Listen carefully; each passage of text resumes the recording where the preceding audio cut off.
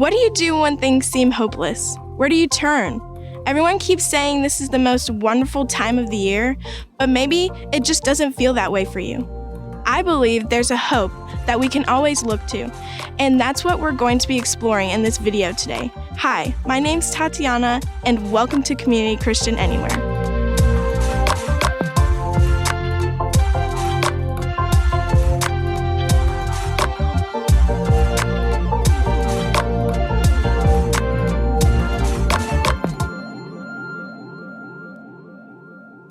Welcome to Community Christian Anywhere. My name's Tatiana, and I am so glad you are joining us today.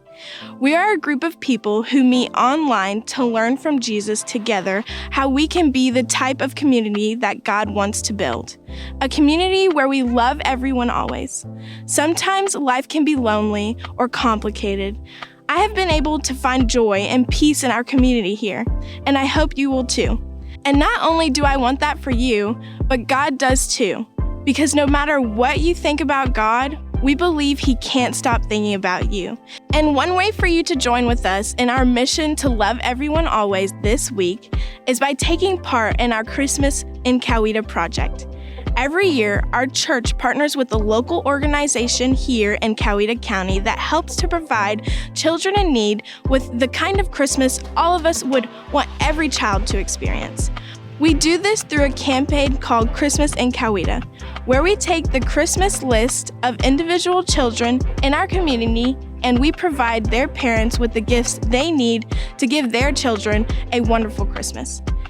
In a year with so many hardships, this is a great way for us to be able to bless both parents and children in need with the hope and love of Jesus. All you have to do to be a part is to go to the website forcoweta.cc and fill out the form. Once you fill out the form, someone from our staff will contact you about sponsoring a child for Christmas in Coweta. I hope you will join us in the efforts to love everyone always this Christmas. While the video is playing, you'll see a phone number on the screen. If you have a moment where you feel God speaking to you to take a next step, or you want to learn more about getting involved in our community, text the number and our speaker for the day will reach out to you as soon as they can. Maybe you just need some advice or need someone to talk to. Text us. We will be happy to hear from you. And I want to make it clear that I hope this experience for you today can be more than just content that you consume, but a community that you can be committed to. So if you're watching during one of our live streams, please feel free to join our chat. In fact, we are so excited that you would engage in our community, that if you comment in our chat for the very first time today, we will send you a free $10 gift card to Grubhub. All you need to do is send us a direct message or comment in the chat with the words, "I'm hungry." And if this is your first time connecting with us, we will send you your $10 Grubhub gift card. And if you're watching us on demand or on YouTube, send us a text to the number on the screen with the words, "I'm hungry." I know, it seems too good to be true, right? Well, you can believe it because we don't joke around about food. But seriously, I hope you'll take advantage of this opportunity.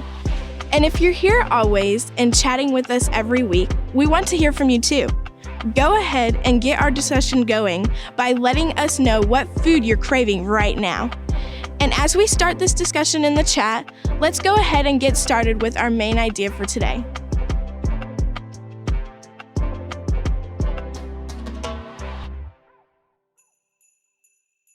It's the most wonderful time of the year.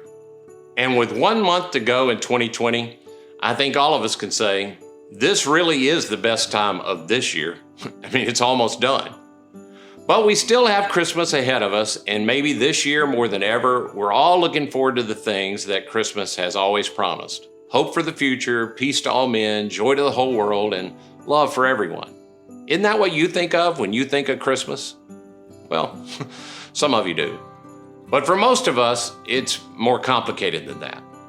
Hi, my name's Ed, and I'm one of the pastors of Community Christian Anywhere. And if you would, I'd love for you right now to jump into the comments and tell people what you're hoping for this Christmas or what you're wishing could happen this season. Or if you're watching alone, just text the number on the screen. You can tell me. To be honest with you, I enjoy Christmas now as a grandpa maybe more than I ever have in my whole lifetime. Because in so many ways, it's just not all that complicated. All my family lives close by. We all get along. We'll get together and it'll be a really good time. But it hadn't always been that way. And I know for many of you, it's not that way right now. For you, Christmas is relationally complicated. And it doesn't feel peaceful and it doesn't feel joyful. And though you love all the people you'll see, sometimes you just think, maybe we shouldn't try to see each other all at the same time. Maybe that'd be easier. And you don't have any hope that that's going to get any better. And to some extent, at some point in all of our lives, it's a little bit of our story, because here's the thing at Christmas, and I really want us to get this. See, I missed this for so long. Christmas exaggerates all the bad, and at the same time, it points to something that's absolutely incredible. I now get that Christmas is the most wonderful time of the year, but not because of what's happening around us. Because what's happening oftentimes at Christmas and what gets exaggerated and focused on at Christmas is problems we can't solve and people we can't control and expectations we can't meet. And the truth is, if I have the courage to see it, I'm often the problem I can't solve. I'm the person I can't seem to control. And I'm the person often setting expectations that other people can't meet. Christmas is the most wonderful time of the year, not because of what is happening, because of what happened. And because this year has been so difficult and different in so many ways, this Christmas, I want us to look at the promise that Christmas gives us because of what happened when God gave himself to the earth to make a way for God's kingdom to be available to every person on the earth.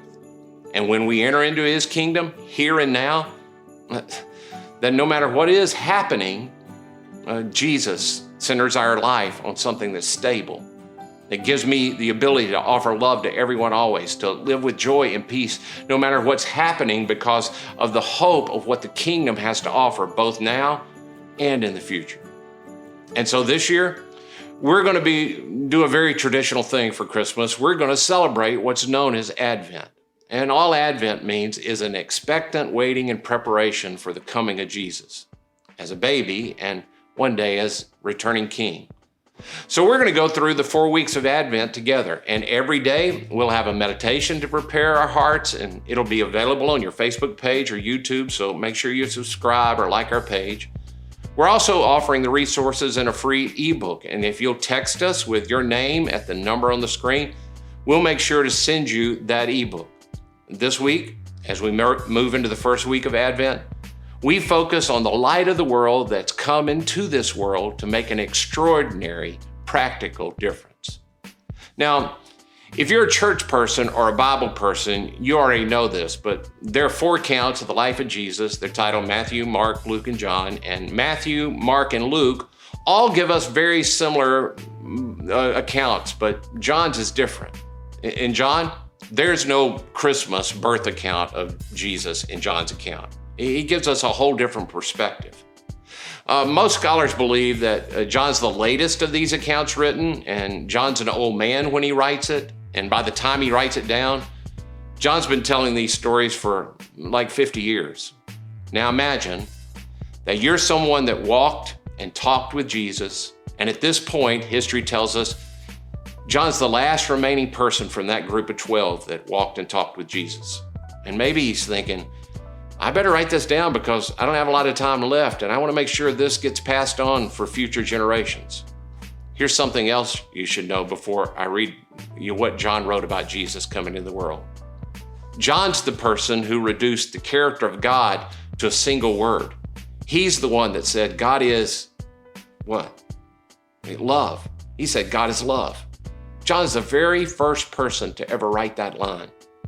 Even though these wonderful things are true about John, he's also an old man, and he's lost a lot. He's experienced loss like you can't even begin to imagine, no matter what your story's like. All of his friends are gone. His brother that he was close to, that he followed Jesus with, he's gone. He lost the entire Jewish culture that he grew up with because he was alive when Nero sent General Vespasian into the country to destroy the whole country and the temple. So Jewish worship, as John knew it as a boy, it's gone, and it's still today, it's never returned. He's seen so much, and when it comes to the end of the book, he says, Jesus performed so many other signs in the presence of his disciples, which are not recorded in this book. In other words, hey, I've just given you a taste, just a taste. But these are written that you may believe that Jesus is the King, the Son of God, and that believing you may have life. And not physical life, because they already had that, but a different kind of life. Life in his name. John, in spite of all that he had lost and how complicated his life was, he believed that Jesus was the source of some kind of life that went beyond physical life. So when he begins the gospel, he doesn't begin with the birth narrative. Now, this is fascinating to me because when Jesus was crucified, as Jesus was dying, he says to John, the same John, I want you to take Mary, my mother, as your mother. And Mary, I want you to view John as your son. So how much time do you think John and Mary spent together? We don't know for sure. Some people say they left eventually and went to Ephesus, and he took her into his house and took care of her until she died. But we know for sure that John heard over and over and over the birth narrative. If anybody had the opportunity to say, hey, Mary, tell me what it was like one more time. Mary, what was it like when you discovered you were pregnant? Mary, what did it feel like when the angel first appeared? Mary, what was it like to know that you bore the Son of God? I mean, he'd heard that story so many times. He was the person that took care of Mary, the mother of Jesus. And yet when John begins his gospel, he doesn't begin with shepherds. He doesn't begin with a manger. There isn't an account of wise men or any of that. Instead, he begins his accounts with the significance of the birth of Jesus. And just like in his last days, John found himself in a very, very dark time. When John wrote this account, he was reminded that Jesus was born at a time when it was very, very dark as well. And maybe before I read what he said, we need to admit that sometimes Christmas comes at a very dark time for us. Maybe you don't have much hope this year. Well, it's this year. I mean, what a year. What is it that you will most remember about this year? Well, like every year, there have been good times. But for some of us, some of you, this has been a year of darkness and struggle and pain. And it often feels like at the holidays that you can't talk about that, or you can't feel it. Everybody else seems to be happy and bright. But for you, it's just dark. If you're comfortable putting what you remember about this year in the comments, you do that right now. If something that is just so dark and it's hard, and you want to share it with somebody, and you can also find in our community, we have a Facebook group that's just for those of us in Community Christian Anywhere. You could share it there. Or if you want to, you could text me at the number on the screen, and I'll personally reach out to you, and I'll pray with you as soon as I can. Because often we celebrate the birth of Jesus as the most wonderful time of the year, and it is, but we miss that it wasn't that way for the people to whom Jesus originally came. They'd been waiting for things to get better for a long time. We think this pandemic has lasted a long time. We can hardly wait for it to change. They had been waiting for hundreds of years. And God had promised them, it's not going to stay dark forever. One day, the Anointed One's going to come, and He's going to rescue you.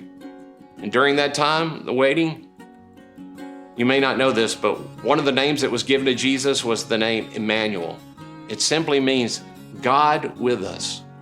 And one of my favorite Christmas songs incorporates both the feeling of waiting and longing and the hope that Emmanuel, that God with us, is coming.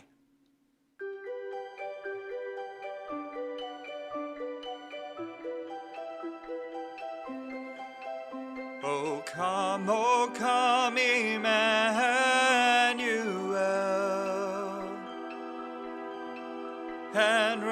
ransom captive Israel that mourns in lonely exile here, until the Son of God appear. Rejoice, rejoice, Emmanuel shall come to thee, O Israel.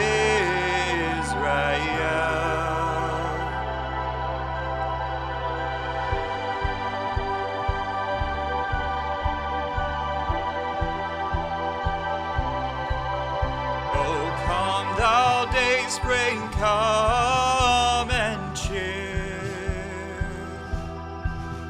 our spirits by thine advent here. Disperse the gloomy clouds of night, and death's dark shadows put to flight. Rejoice, rejoice, Emmanuel shall come to thee, O Israel.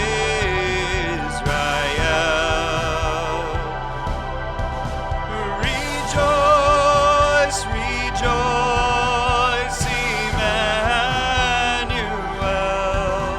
shall come to thee, O Israel. Oh, come, desire of nations, bind in one the hearts of all mankind. Bid thou our sad division cease, and be they self our King of peace. Rejoice, rejoice, Emmanuel shall come to thee, O Israel.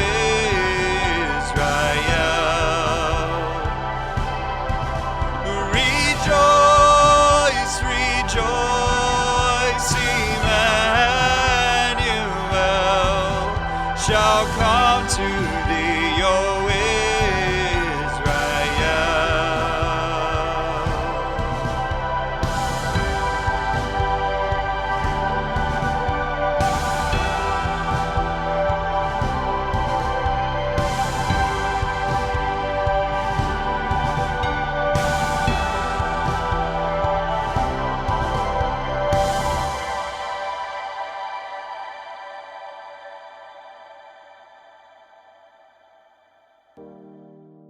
So John sits down to start to write his account, and before he gets into the details, the stories that everybody always asks him to tell, he writes something that's so powerful.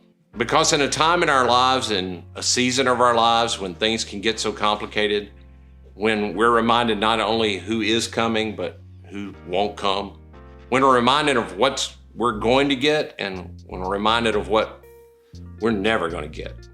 John begins his gospel with the birth of Jesus, but he says it in a different way. He says, in him, Jesus, in him was life. And again, not physical life.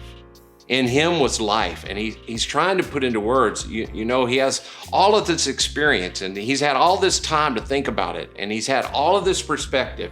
He's seen all these things come and go. He's seen people born and die. He's seen the destruction of everything that he thought was important. He wants to start with the point so that we won't miss it. So he summarizes. He said, when I think about Jesus, the best way I know to put it was, in him was life, and that light was the light of all mankind. That's a huge statement, because when they met Jesus, they began to view Jesus as the Jewish Messiah. And I know that word sounds so religious to you, and it is. but it's more than that. To them, it meant Jesus was hope. It was hope showing up in a body. They thought that what Jesus was going to do, it'd be regional or just really for their nation. That what Jesus would do would be a restoration of all the greatest days of their nation's past, and that they wouldn't be dominated by the dark forces from another world. But John sits back as an old man and he realizes now, Jesus didn't simply come for us. Jesus wasn't simply hope for the Jews. Jesus was for all mankind.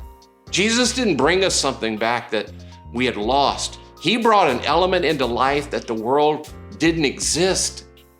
It was light for all mankind. See, John been there at the tomb when Jesus was resurrected. He'd seen the risen from the dead Jesus. He'd had this resurrected Jesus cook a meal for him at the beach. And when they were all gathered together, he had heard them ask Jesus, is now the time you're going to restore Israel to his kingdom? I mean, you defeated the worst that Rome can do. They killed you. You came back to life. Surely now is the time you're going to restore glory of our nation. Are we about to do something new and run the Romans out of here and reestablish our independence? Is now finally the time? And John heard Jesus say, hey, that's none of your business. But because I've resurrected, I do have something for you to do. I want you to go into every single nation, and you go and share this with every ethnic group and every people group. What you've heard me say, and you make them followers, disciples of mine. Make disciples of all nations. See, the light I came to bring, it wasn't a Jewish light. It was a light for all mankind. And then he says this. This is one of my favorite parts of the whole Bible. And it's just like his introduction to Jesus. He writes, the light shines in the darkness. And he thought about darkness that was all around him. And again, we really can't even begin to imagine how dark his world was. He says, in spite of everything that's happened, everybody who's died, everyone that's been executed, everyone who's been crucified, everyone that's been taken away, in spite of the fact that the whole Jewish nation is basically out of business at this point, in spite of the fact that the temple, that when I was a little boy, the temple was the center of the worship for God, the God of the universe, and it's been destroyed. In spite of everything I grew up knowing and loving, in spite of that being gone, this light shines in darkness, and the darkness, and I can't tell you how much this resonates with me. I mean, I've got to imagine that when he came to this point of having seen all that he had seen, that he wanted for them, he wants us to understand, because he knew that everyone would understand what happens when light shines in darkness. I mean, we've seen it, but he'd seen darkness. I mean, real darkness. He'd seen the best man ever have the worst thing ever happen to him. The most loving person he knew had been treated with the most hatred. So he wants us to get the truth of who Jesus was. He was the light that brings life, and this light is a life for all mankind. And the light shines in darkness. And in spite of how hard the darkness has tried to put out this light, to snuff it out, to overwhelm it, to seize it, to imprison it, to surround it, to trap it, as hard as this darkness in our culture has tried to blow out this light, John wants us to know the darkness has not overcome it. This is a man who got the news that the great apostle Paul had been executed, and that his friend from long ago, Peter, had been crucified upside down. That all those who had been with him at the last meal with Jesus was gone. And he thinks, I think he writes with this lump in his throat, but this grin on his face that only people with experience can understand. And he writes, in spite of everything that this world has tried to do to eradicate the light that is life, the darkness has not overwhelmed it. It has not put it out. Herod couldn't do it. Tiberius couldn't do it. Nero couldn't do it. The destruction of the temple couldn't do it. The death of Jesus hasn't done it, because in him was life. And I saw him die. And then I had breakfast with him on a beach. John writes to us so that even when it's complicated and things are tough, we would understand. I mean, John wants us to know that no matter what happens in this life, that no matter what we face in this life, and no matter how deep the heartache, and no matter how extreme the fear, and no matter how deep the depression, that there is a light that shines in the darkness, and there is no amount of darkness and no type of darkness that can put it out. So at this year, Christmas, in the year of COVID, when we've been confronted with the fact that there are problems we can't solve, and beyond those problems, we know that we personally have problems that we can't solve. And even deeper, sometimes you realize you are the problem that someone else is trying to solve. When we're confronted with the fact that there are people that we just can't control, and no matter how rational we are with them, and no matter how many times we try to explain it to them, and no matter how many times we tell her the story, and no matter how many times we try to teach them, no matter how many conversations we have, there are people we just can't control. And there are expectations that you're just never going to be able to meet. Just like you oftentimes, and I oftentimes set expectations that we expect other people to meet they can't meet. John wants to remind us that in the midst of all the darkness, Jesus is life, and light who overcomes darkness. So there is always hope. There's always a reason to believe. There is a God who hears our prayers. There's a reason to wake up every single day and take the next step, because what makes this the most wonderful time of the year is not necessarily what is happening, but what happened when our Father in heaven came into this world to invite us to be part of his kingdom here and now. John says that Jesus, God in the flesh, was the light of all mankind, and that light shines in the darkness, and the darkness has not overcome it. Not then, not now, not ever. Every week when we come together, we look forward together in hope to the second coming of Jesus, when we shine the light of the world, and we'll shine bright when he comes. In fact, the Lord's Supper that we celebrate together, it's a visible symbol that we look forward to that day.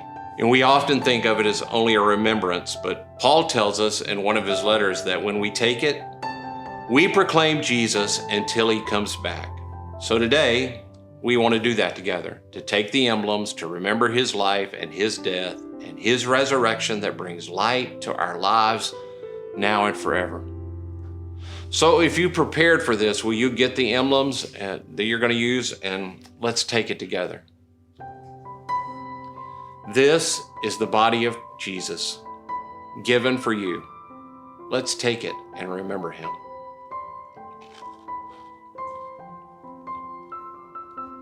This cup represents the blood of Jesus that was given to cover our sins. As we take it, let's remember what he's doing for us in his death.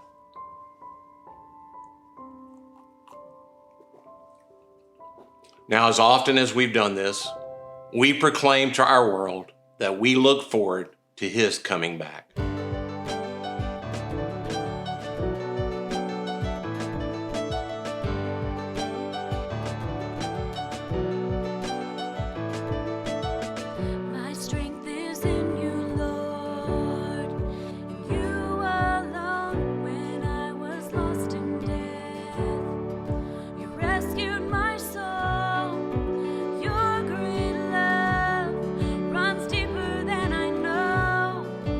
Your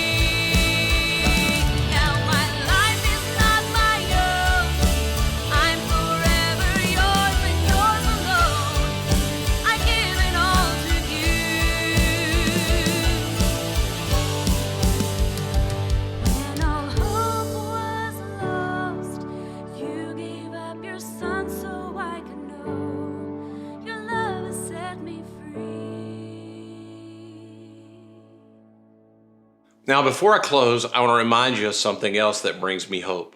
Later in his account, John will record Jesus saying, "I'm the light of the world. Whoever follows me will never walk in darkness, but will have the light of life." This is probably where John got the idea that Jesus is light and that light brought life, and that pushes back the darkness in my life. And every day I can start by saying, "Lord, help me walk in the light. Allow me to live with you, to love like you, to follow you, to serve you, to take your light into this world." But did you know that Jesus not only said that he was the light of the world, but that he also said this about us? Hey, you are the light of the world. So the question is Jesus the light of the world? Or are we the light of the world? And of course, the answer is both. He's the light of the world that gives us life, but then he gave us that light to live within us, and he sends us to illuminate our world. He says, "You are the light of the world." And the you is plural in Greek. Now, not just you individually, but you togetherly. I mean, togetherly is not even a word. He means us, the church. We are called to take Christ's light into our world. And when we do it together, we can have an impact we simply cannot have by ourselves. For instance, again this year, we're partnering with Bridging the Gap, an organization in Coweta County, to make a difference for those living in need.